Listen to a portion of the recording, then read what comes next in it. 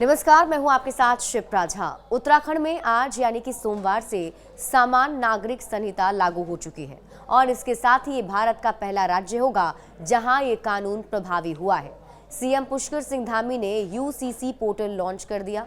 CM ने remote दबाकर web portal का लोकार्पण किया और सीएम धामी ने यूसीसी लागू होने पर प्रदेश की जनता को बधाई भी दी।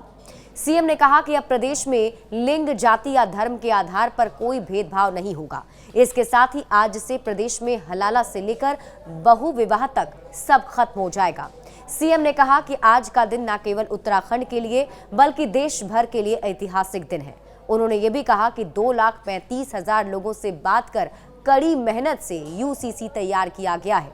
यूसीसी लागू कर बाबा भीमराव अंबेडकर को असली श्रद्धांजलि अर्पित की गई है।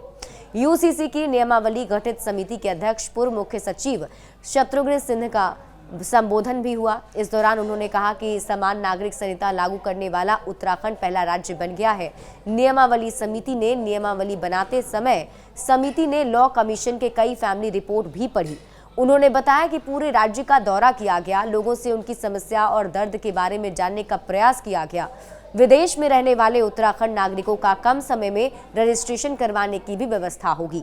समान नागरिक संहिता लागू होने से पहले सीएम ने कहा कि हमने पीएम मोदी के नेतृत्व में जो 2022 का विधानसभा चुनाव लड़ा था, उसमें हमने प्रदेशवासियों से वादा किया था कि सरकार बनने के बाद हम यूसीसी लागू करने का काम करेंगे। आज हमने अपना 3 साल पुराना वादा पूरा कर दिया है। 12 फरवरी 2022 को मैंने यूसीसी लागू करने का संकल्प जनता के सामने किया था और सभी नागरिकों को एक समान अधिकार देने का प्रयास किया गया है। समान नागरिक संहिता किसी भी धर्म या पंथ के खिलाफ नहीं है। ये सिर्फ कुप्रथा खत्म करने के लिए बनाया गया है। किसी की धार्मिक पूजन परंपरा पर कोई बदलाव नहीं होगा। मुख्यमंत्री पुष्कर सिंह धामी आज यानी कि 27 जनवरी को यूसीसी पोर्टल का शुभारंभ उन्होंने कर दिया और दोपहर करीब 12:30 बजे सचिवालय में यूसीसी पोर्टल का शुभारंभ हुआ। उत्तराखंड सरकार के अनुसार ये अधिनियम उत्तराखंड राज्य के संपूर्ण क्षेत्र में लागू होगा। राज्य से बाहर रहने वाले इसके साथ ही यूसीसी की नियमावली का भी लोकार्पण किया गया।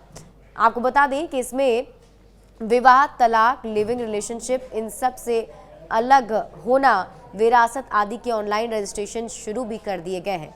अब आप ये समझिए कि अब जब यूसीसी लागू हो गया है तो क्या क्या बदलाव होगा और कैसे काम होगा। यूसीसी पोर्टल के माध्यम से रजिस्ट्रेशन की 3 लेयर की व्यवस्था होगी। इसके अलावा इंटरनेट की सुविधा ना होने या पोर्टल काम नहीं करने पर वहां यूसीएससी के माध्यम से पंजीकरण होगा। इसके लिए आधार कार्ड से रजिस्ट्रेशन कराया जाएगा। कोई भी शिकायत होने पर आप पोर्टल पर अपना शिकायत दर्ज करा सकते हैं।